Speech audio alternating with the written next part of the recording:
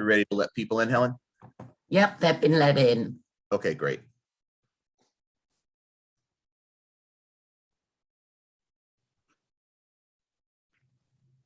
Hi, everyone. We're just going to give people a couple of minutes to get settled in. It's very nice to see familiar faces. Always good to see our friends. If you can keep yourself on mute during the program, that will be very helpful. Benni will present and then she'll take questions at the end.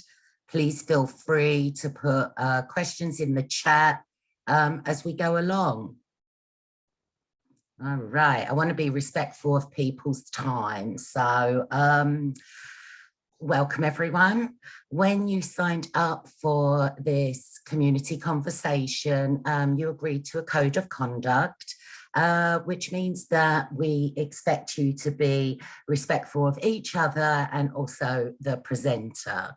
So welcome for this community conversation, how to help parents guide their special needs young adults toward independence. We're really happy to have Benni Versaci here to present to us. And as I said, please hold your questions until the end of the session, but put them in the chat as we go along. So Benni, thank you so much. Thank you, and welcome everyone. Thank you so much for joining me in this presentation. I recently gave it to a few family support organizations, and I spoke to the parents, and so it's really nice to be speaking to professionals in order to help some of the parents. And it can be helping parents, it can be helping other professionals, school districts. So it's really about learning about where the teens, the special needs teens are, and a lot of the information that I'm going to provide can also apply to neurotypical teens. So, you know, we all love that teen journey, and teenage life is just so easy. So this is going to be a breeze, but if only, right? If only we could go back and know all of the things that we're gonna talk about today. But before I start, I wanted to tell you a little bit about myself. My name again is Benni Versaci, and I am the owner and president of Spectrum Care Management and Counseling. We're a New Jersey-based firm that provides care management to adults with special needs, some seniors, and individuals with physical disabilities such as multiple sclerosis.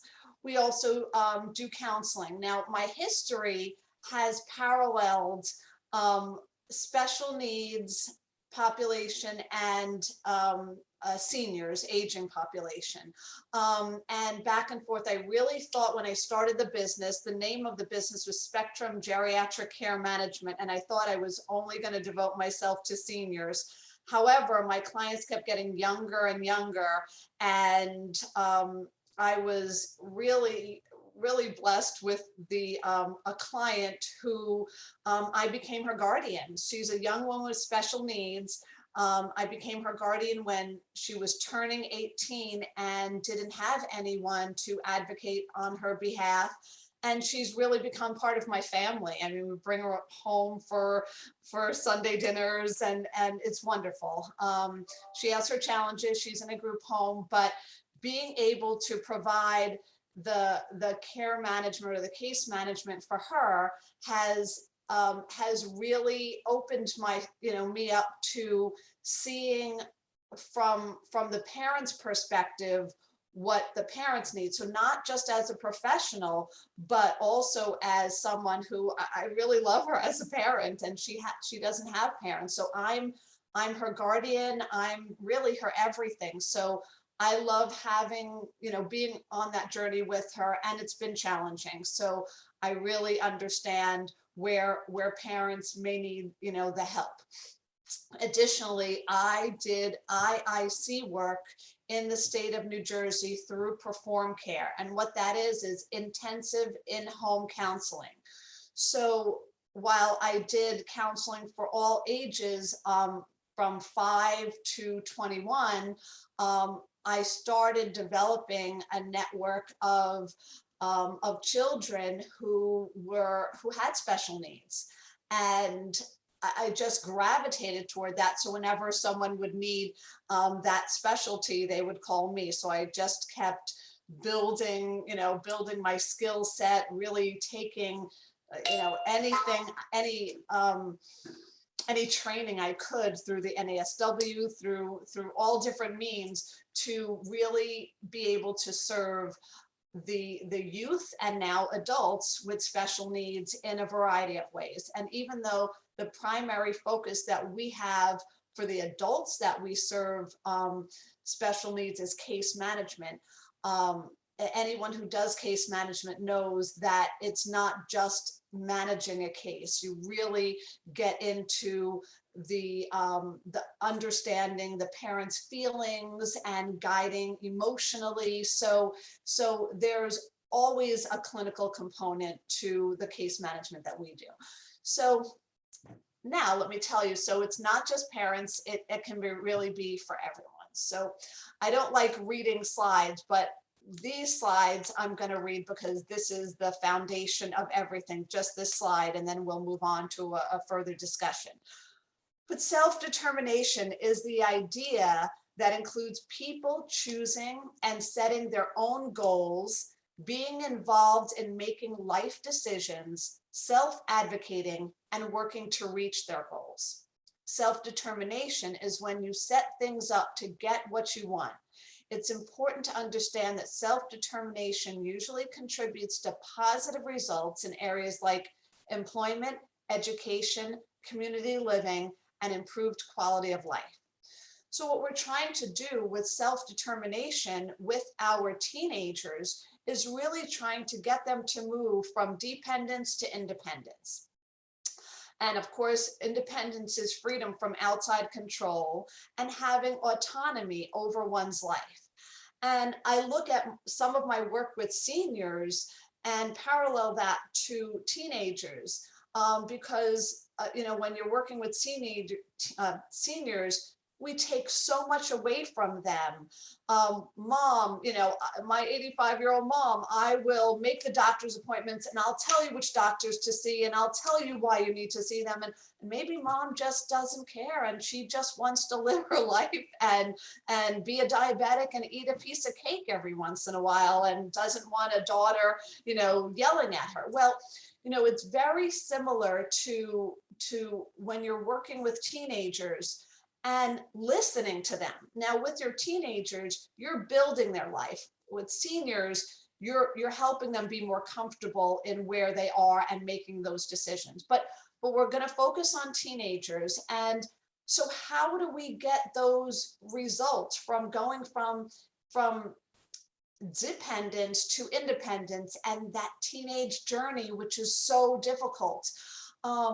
One of the things I want to point out in that teenage journey is the prefrontal cortex, which that is the powerhouse of the brain, and that is not fully developed, and that controls decision making and really it's the control of everything that we're doing during those teenage years. So when parents want to bang their head on a wall thinking, why isn't my teen listening?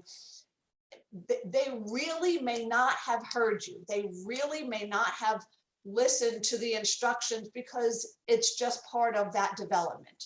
So we're gonna look at a little bit more of that development. So what do teenagers need during those, I'd say from 12 to 21, and especially when you're talking about special needs teens, you're going to move those years up a little bit more. And I know it's really difficult to loosen the reins on the teens because, especially with special needs, if you're talking about someone with Down syndrome, autism, anywhere on the spectrum, they may present as a younger child. And so I've worked with so many parents that say, how can I possibly give them more responsibility? I need to protect them. I need to help them. And we work with parents whose children are 35 years old and they're still saying the same things. And it's really difficult to try to allow them, help them to loosen those reins and say, we're going to have to take some risk. There is some risk involved in anything. You know, you're letting your neurotypical 3-year-old child run in a park. There's a risk that they're going to fall and scrape their knee, and we have to be comfortable with those risks. So one of the first things to do in helping parents is to help them understand that there are risks, and that they're going to have to feel comfortable. So to help the family feel comfortable taking those risks. What do the teenagers need? They need to try new things. They need to take on more responsibility and make decisions for themselves, so they get a better sense of understanding who they are. And whether they're a nonverbal teenager with that is maybe lower on the spectrum, or whether they have a lot of abilities and they're higher on the spectrum, and you know that they're going to be able to go to college and maybe get a job. It doesn't matter. These are all standard for everyone, every team, really, and for every human being. If you're thinking about looking at this list and saying, well, you know, whether I'm, you know, 16 or 35 and neurotypical, I'm still going to need to do these things, and my child is still going to need to do these things. So what can parents do to help their children is to really make that nurturing environment of showing them love and support. So that is the foundation for everything, and it seems like a given, but so many families are not able to provide that. So working with families as a social worker, that and you might be a social worker who does in-home counseling or behavioral supports or case management, but whatever area you're in, to be able to create that environment, to help the family create that loving environment, to show their children support, will give them later on the confidence to be able to do new things and to take on more responsibility. Now, with teens that need assistance and have certain developmental or intellectual disabilities, trying new things is so difficult. Really, that rigidity that accompanies being on the spectrum is very difficult. So we know we have to talk to the parents about what that may mean and how to take the steps to try new things. So where a neurotypical teen, you may say, okay, we're going bungee jumping. We're really going to take tiny steps with teens on the spectrum. So you may take a child's, let's think about an example. We had a young man who was going to a day program, and he was nonverbal. He did not like going to that day program. His mother eventually realized that he just didn't like it, because whenever the bus would come for the day program, he would hold on to the chair in the living room and wouldn't let go. And his mom had to pry his hands off the chair so that she could go to work, so that she can get him on the bus and go to work. She calls me one day and says, I took a leave of absence from my job. Of course, I told her, why would you do that? You didn't call me, you know, we could have helped you. So she said, well, help me now. So we looked, the one thing as a social worker and as a social service agency, of course, you're going to do a psychosocial assessment. And we looked back at that assessment, whether, you know, in your state or the program that you're working in, you call it a, you know, here we call it an individualized service plan, but it's all a psychosocial assessment, person-centered planning tool to gather that data. But during that assessment, we learned that the young man liked horses, anything to do with horses. He's never rode a horse.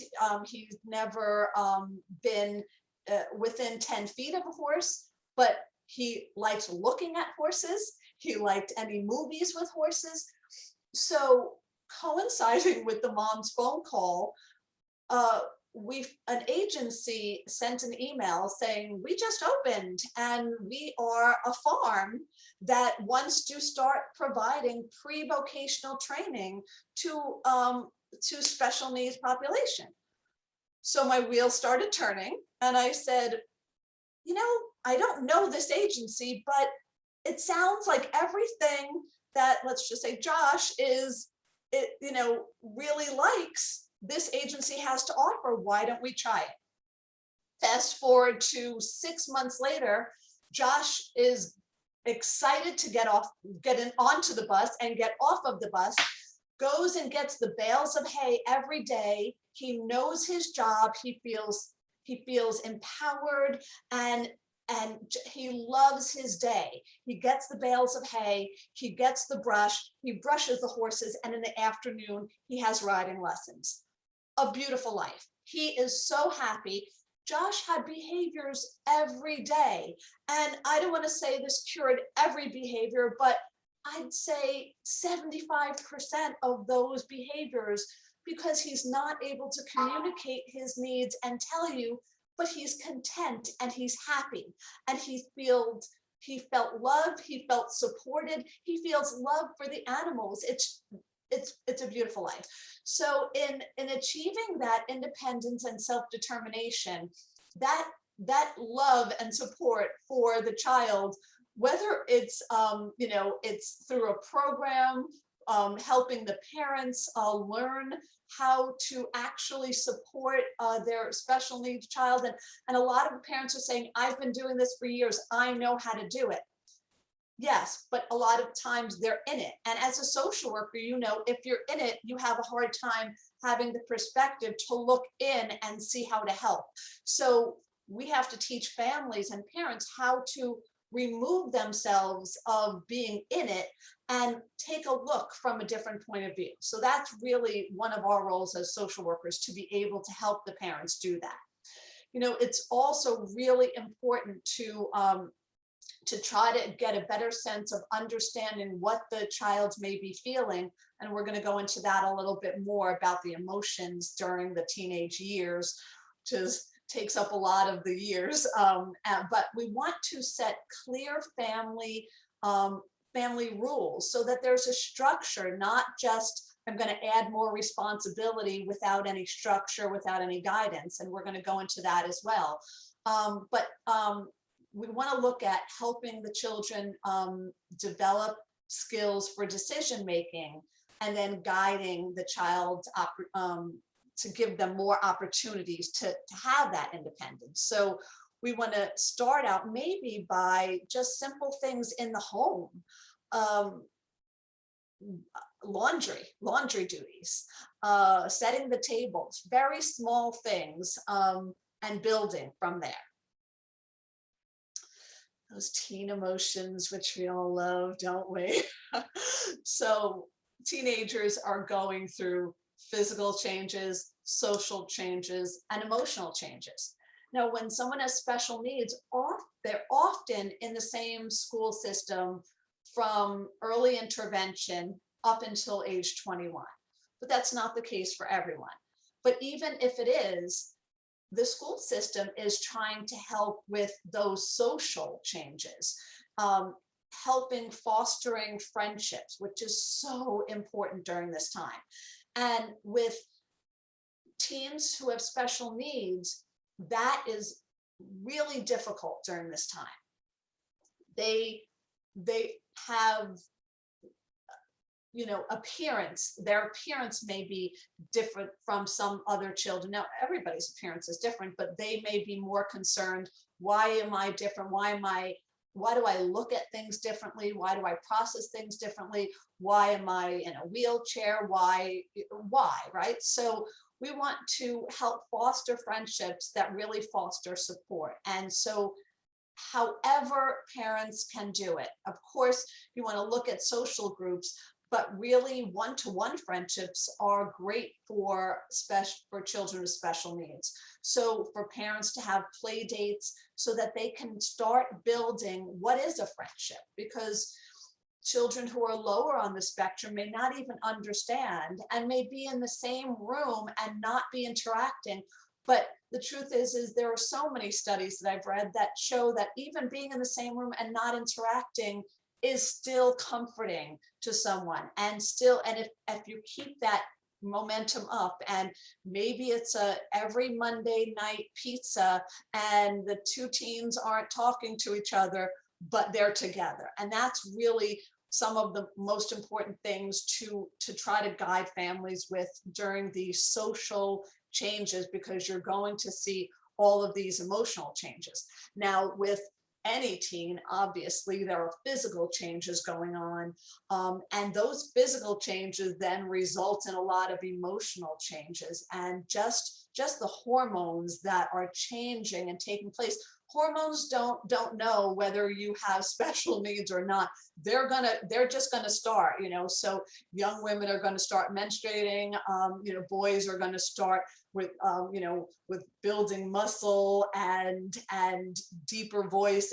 So all of that is going to start during those teenage years, and we have to take the time to really listen to what our teens are saying. And if they're nonverbal, we have to understand what their expressions are meaning. But we also have to know that, okay, we need to help them get to the next level. So if they're angry, we have to understand those underlying emotions. I still remember going back to taking the LCSW exam, and I felt that the test was geared toward one answer, and that is validating someone's feelings. That is the first step, social work 101, validating feelings.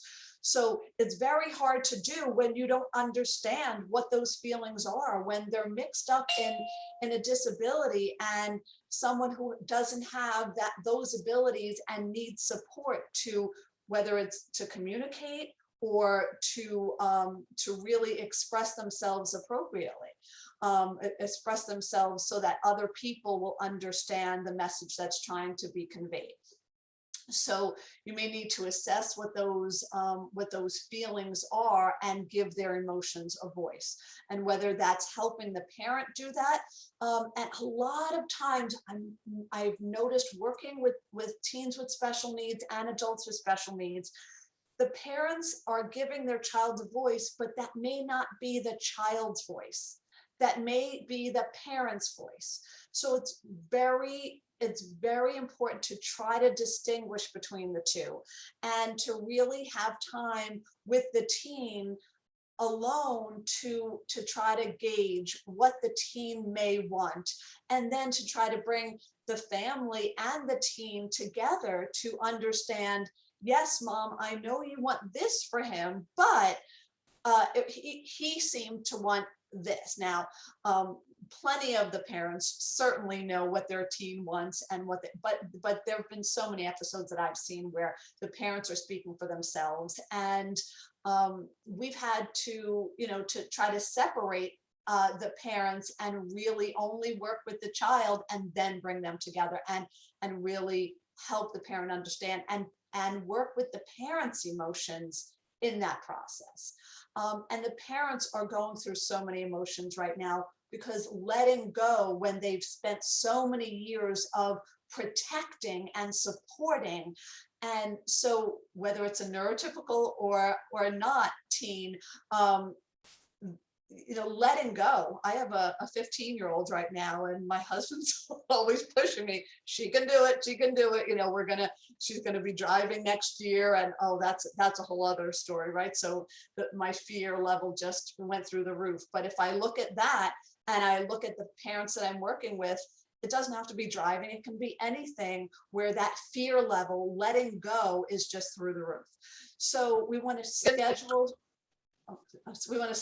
structured time with our teen, and understand some of the anxiety and sensory processing issues that may be higher during these teen years. And I've done CBT, cognitive behavioral therapy, when I was doing my IIC work with teens. But from colleagues and when I've worked with DBT, dialectical behavioral therapy, is really great for special needs teens and emotional regulation.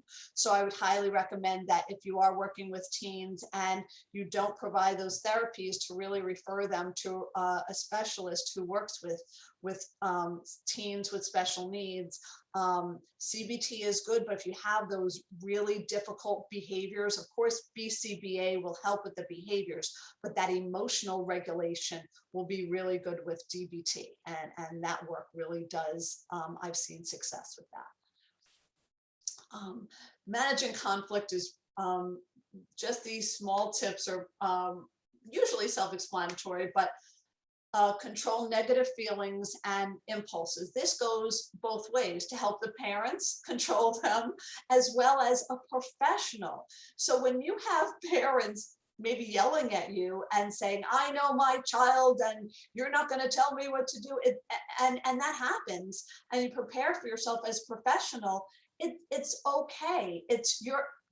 You came here to help people, and so you're a human being, and you have to be able to control your own negative feelings and impulses for someone yelling at you, but you want to also help the parents and help the child. So those negative impulses during those teenage years, which are so difficult, like I said, I recommend a BCBA, a behavioral therapist, to really work on those difficult behaviors, and then specialized therapies to help the individual, and then helping the parents share their true feelings during therapy, during any process, whether it's care management. Really understand. I had a mom call me at 11:30 on a Friday night, 11:30 p.m. on a Friday night, saying that she just was overwhelmed by her son.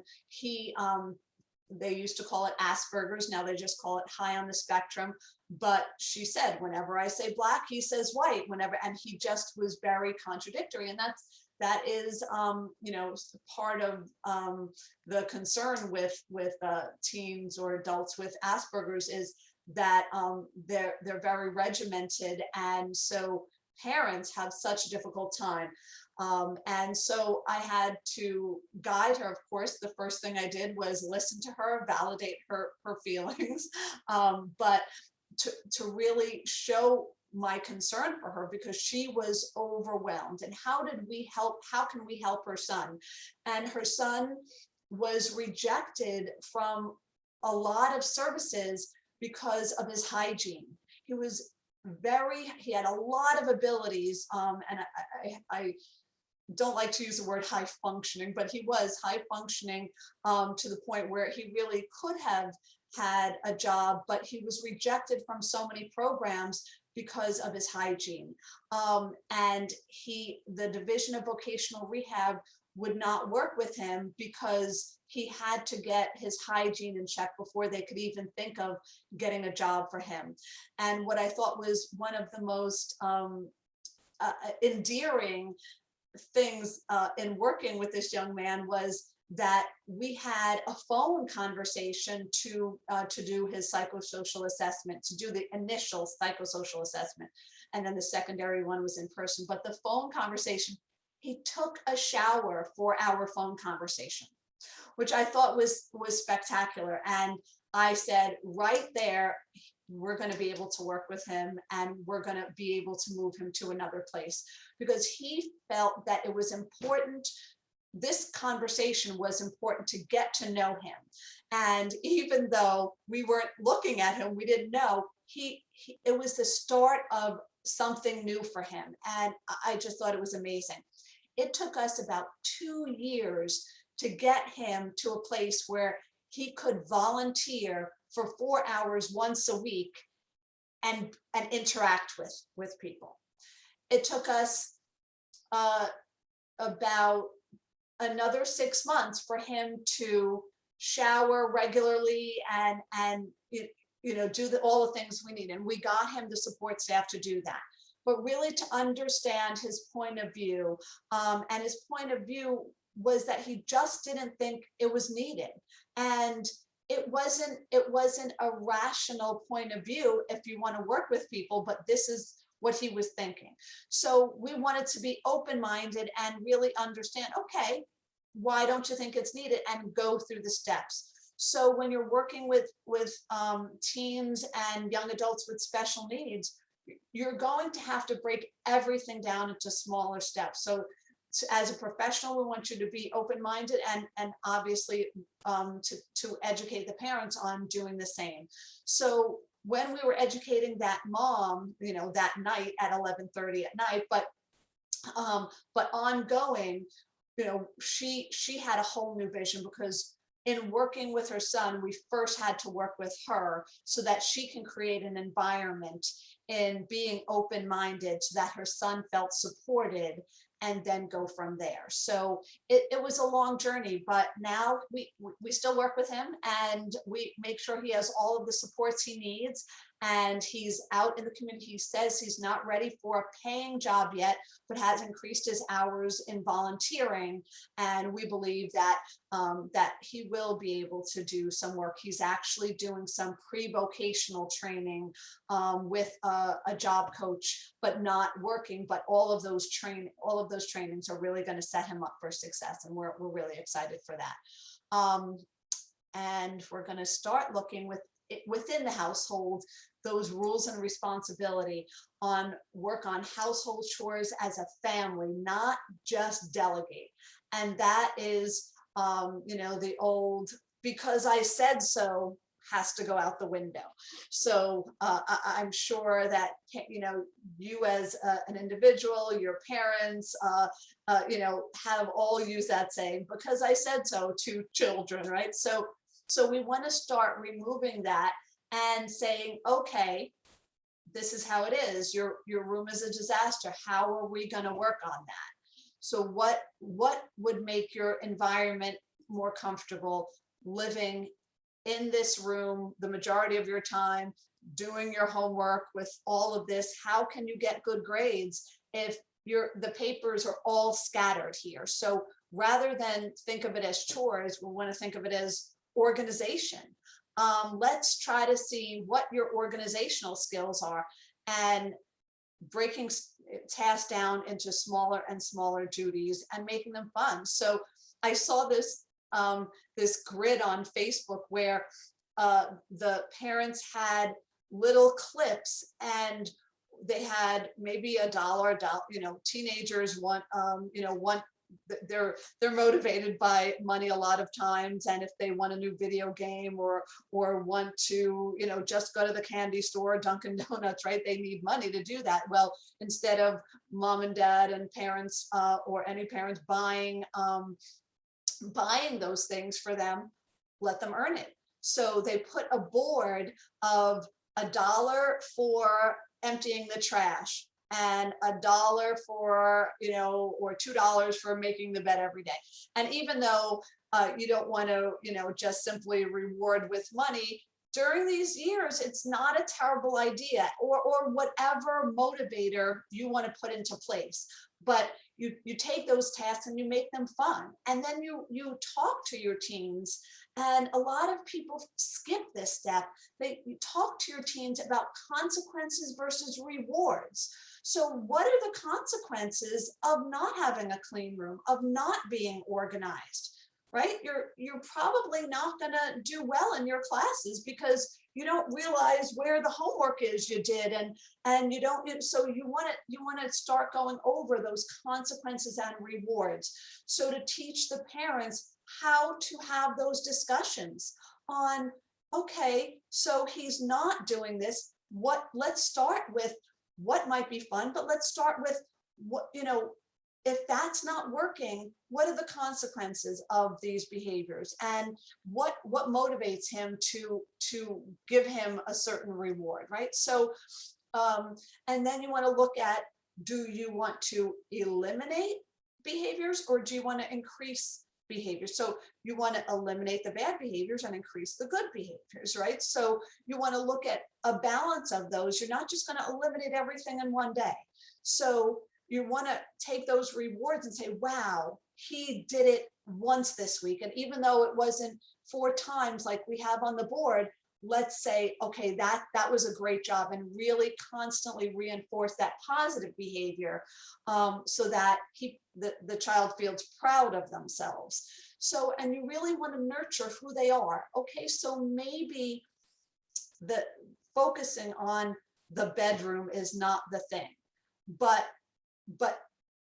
he loves garbage men and he sees the trucks every day, and being responsible for throwing out the garbage may give him so much more of a sense of responsibility. And that's, maybe that's what he, will want to do, drive a truck, or, just look at the process of taking the garbage out and throwing it, and the garbage men waking up really early in the morning and watching the garbage men go through every house, and then watching the recyclables.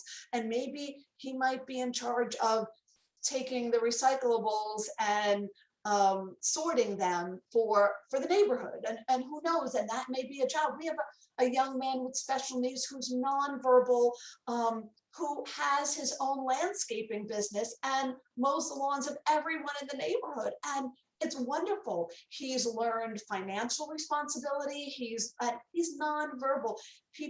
A lot of people thought he wouldn't have a job, and instead of just having a job, he has his own business, and it's really wonderful. And he has a job coach to learn some of the business aspects of running his own business, of sending out the invoices to the families and doing all this, and so it's beautiful. So I love what we do as an agency, and being able to provide the case management. And really, one of my things that I love doing is going to Broadway shows. It's just my personal thing. I love Broadway, right? And I look at the work we do as a beautiful production of someone's life. And we deal with all of those behind the scenes things that you don't want to deal with, certainly we don't want the families to have to deal with.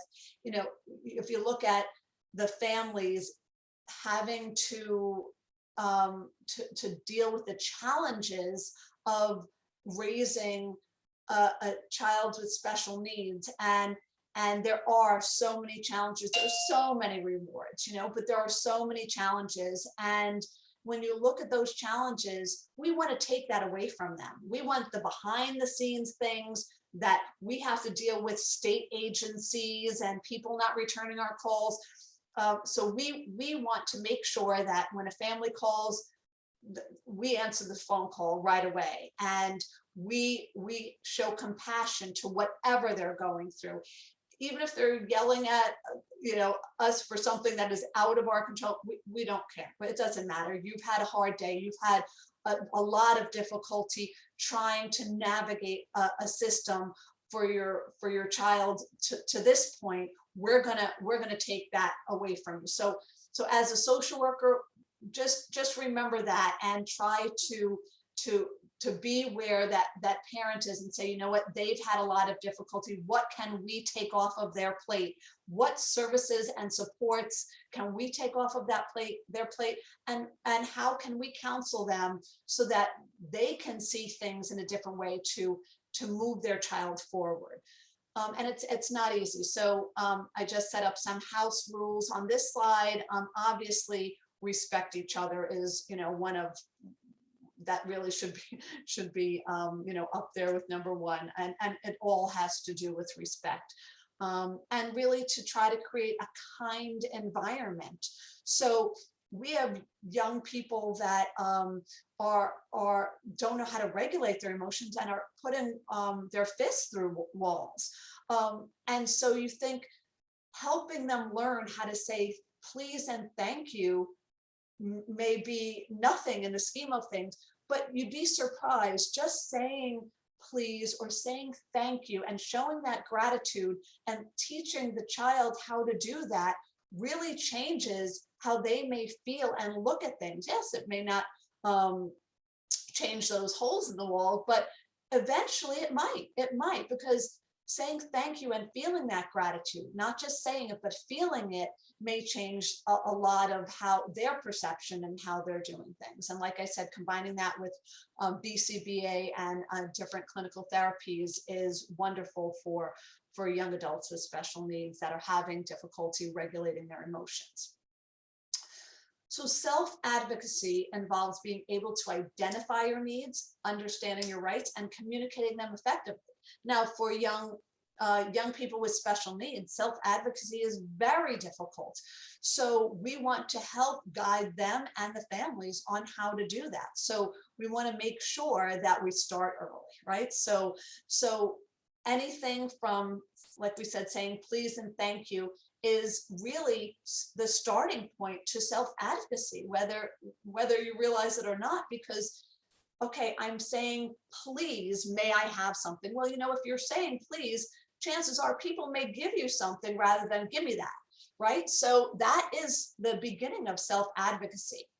You want to encourage your team to ask for help when needed, which may be difficult for teens, because a lot of teens think they know it all, right? So why would I ask if I know everything?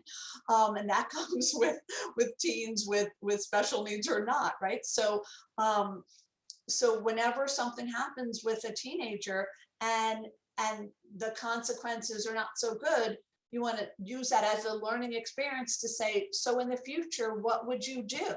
Okay, so in the future, if you're struggling, why would you continue to struggle instead of ask for help? So you want to start those skills in teaching the teen how to ask for help, and helping the parents teach their own child how to ask for help, and getting the supports for teenagers to do that, whether it's groups,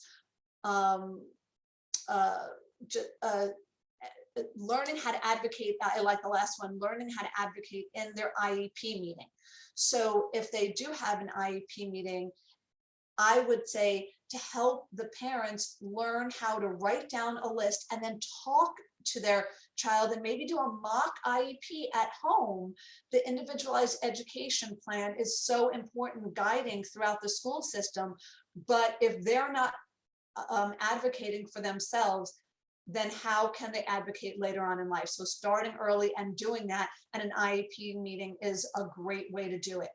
My own child has ADHD, and she advocated for herself when she was in 4th grade, and maybe because she's the daughter of a therapist, but in 4th grade, when she was getting therapy, she told the therapist in school, I'm getting therapy in order to learn how to better my social skills with children, but you're giving me the therapy during recess, and that's the time I get to socialize with other children.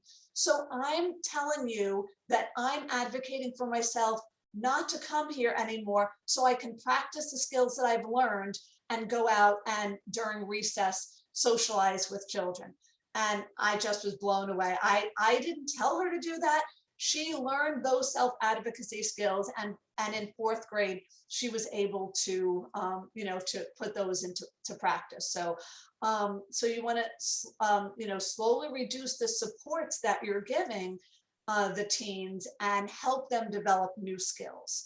So new skills can be anything. So, for example, she was advocating for herself when she was, how old is 4th grade? I think 12 years old. Is it 12? And so from there, I then said, okay, I'm going to use this as a launching point to then just keep helping her advocate for things. So she's so shy, and even going to the grocery store, I got her one of those teen credit cards. And nope, you're going to have to go out with your girlfriends to lunch and use the credit card and things like that. So I'm going to leave you with the slides. We're going to talk a little bit more, and I want to have a question and answer period. I just want to go through some of the life skills that all of these advocacy skills will teach. And obviously you're going to teach health and safety. You're going to work on a career path and possibly employment. And in New Jersey is a work first state, so that in everyone's, now we develop what's called ISP, an individualized service plan, and we help the individuals. Once we develop that, we guide them through all of everything that they need: self-determination, peer relationships. So that ISP incorporates all of these, and we start them off at a starting point where they are. And since New Jersey is an employment first state, we have to have an outcome of employment. Now it may be, so we may say Josh will gain communication skills that are needed for future employment. So that is the first step, helping Josh with his communication skills or his social skills. So that is the first start, and we don't like to use the skills in the outcome. So we just say Josh will enhance communication, which is needed for future employment. So we look at those skills, and that's what we're really trying to gear toward. And of course, we've talked throughout this this time today with letting go, and those are just some of the highlights.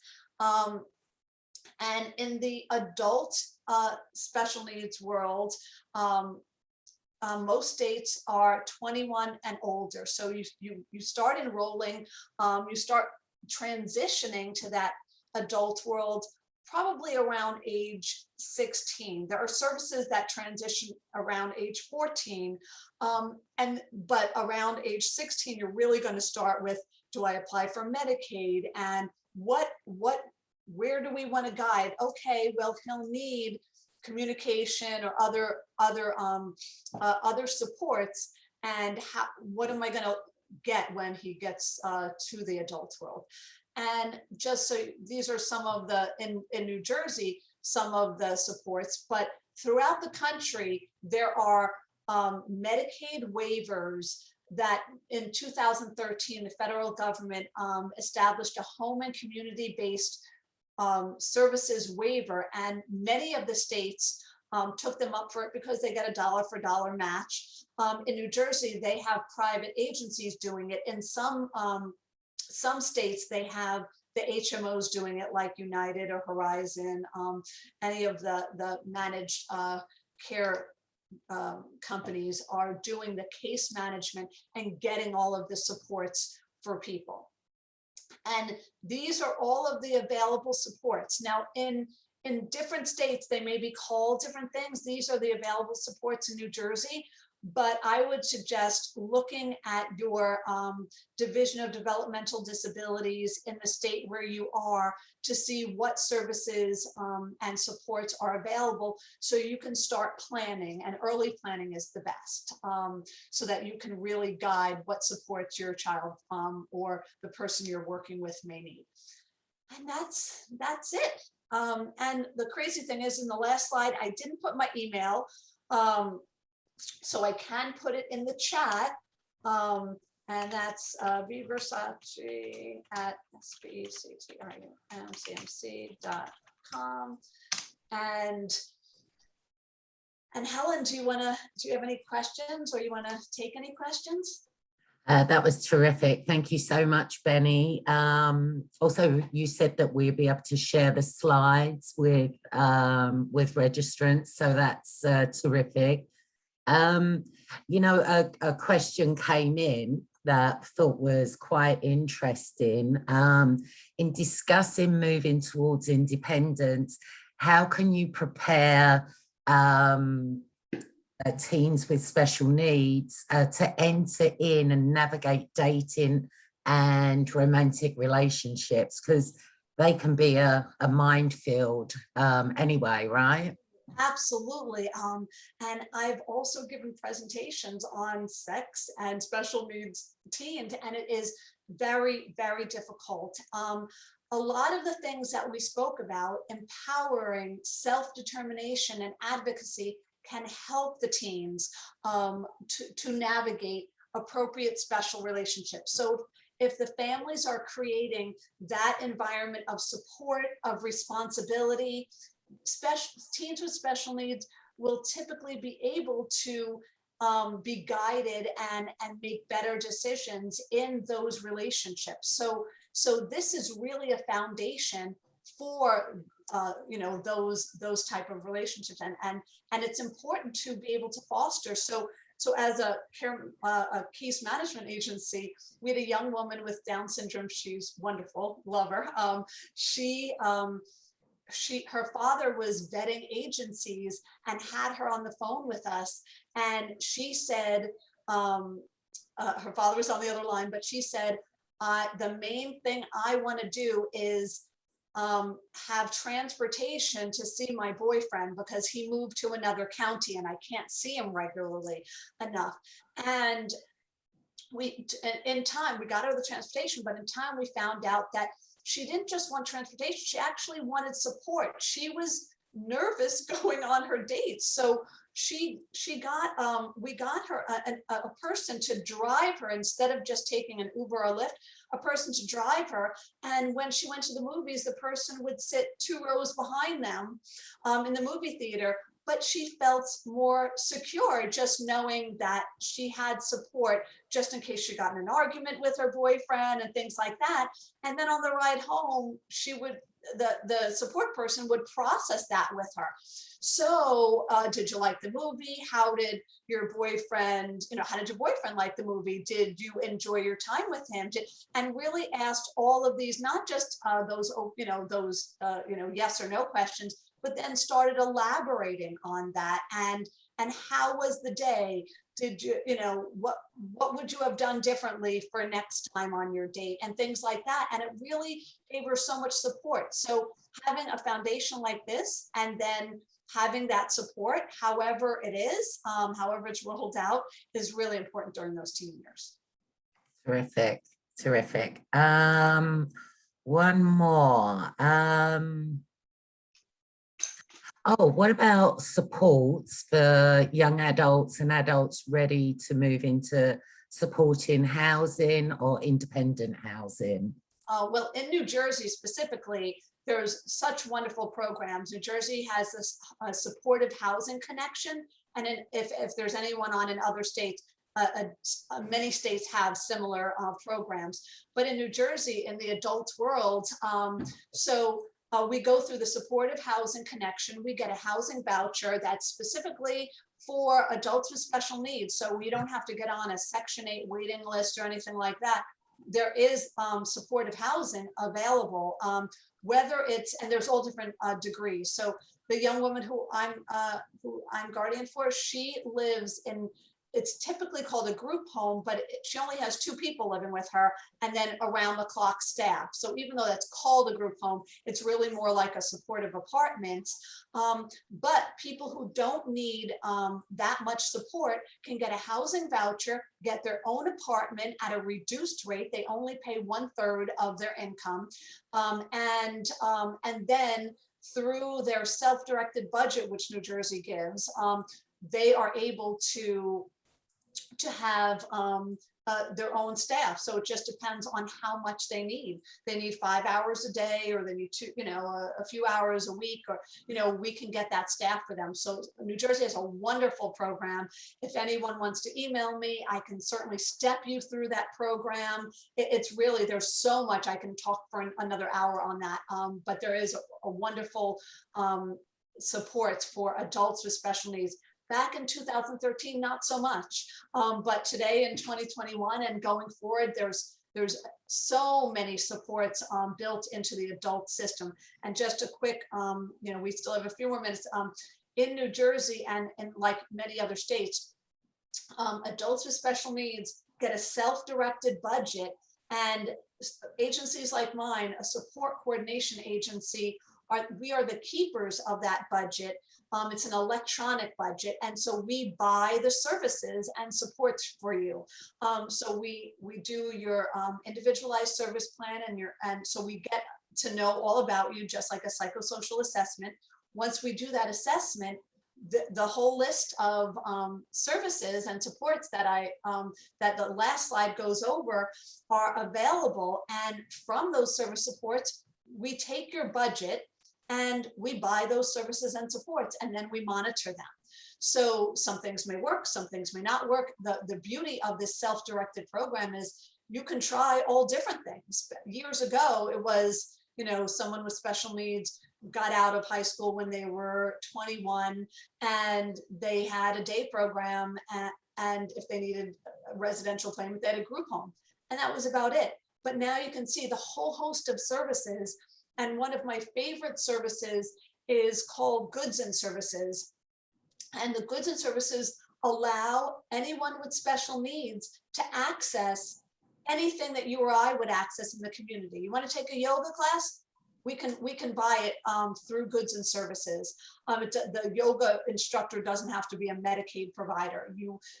We've so many wonderful classes, and pay for college classes, and pay for the support that may be needed. So if someone's going to a yoga class and they can't follow along, they may have a support person in the class with them, guiding them on the yoga moves, and they feel like they can be part of a community, not just part of a special needs community, part of the bigger community, and which is wonderful. So there are so many, not just supportive housing, but so many services available in New Jersey and throughout the country.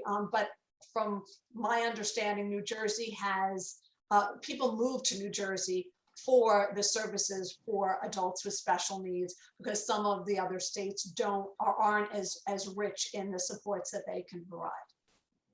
Yeah.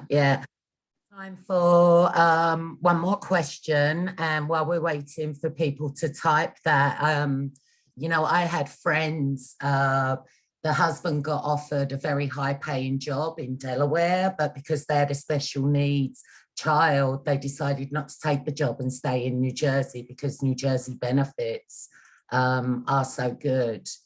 Oh, here's a good one. What's the biggest challenge you've faced working in this field for so many years? Oh boy, the biggest one. Wow, that's a good one. I mean, I would say it's staffing. It's really getting the staff, but we train our staff so well. But I would think it's really getting everyone on the same page. Providers, family, the individuals that we support, that can often be a challenge. There can always, often be power struggles, and to help everyone, that's, takes a village to help everyone find the right support, and it's really to get on the same page. That's probably the biggest challenge. And my advice to anyone with that challenge is to always take a step back. Don't be in there. Don't be in, you're part of the team, but you always, like, if you take all your LSW, LCSW exams, they always tell you, you have to remove yourself. You have to pull back in order to see clearly. If you're in there, you're in that struggle with the parents, then how are you going to help them with that struggle? So I think that's probably a big challenge. I don't know if it's the biggest, but it's the one that comes to mind right now. Beautiful. I think that's an excellent spot to stop. Thank you so much for this. This is, I think you can apply a lot of it to teams in general, to tell the honest truth. But this has been so interesting. Really appreciate it. And thank you so much for everybody for joining in. We will send the PowerPoint out sometime today or tomorrow, and with it, mail if you want to follow up with her. Thank you so much, Benni. We really appreciate it. Thank you so much. Really enjoyed being here. Great. Have a good day, everybody. Thank you, everyone. Bye.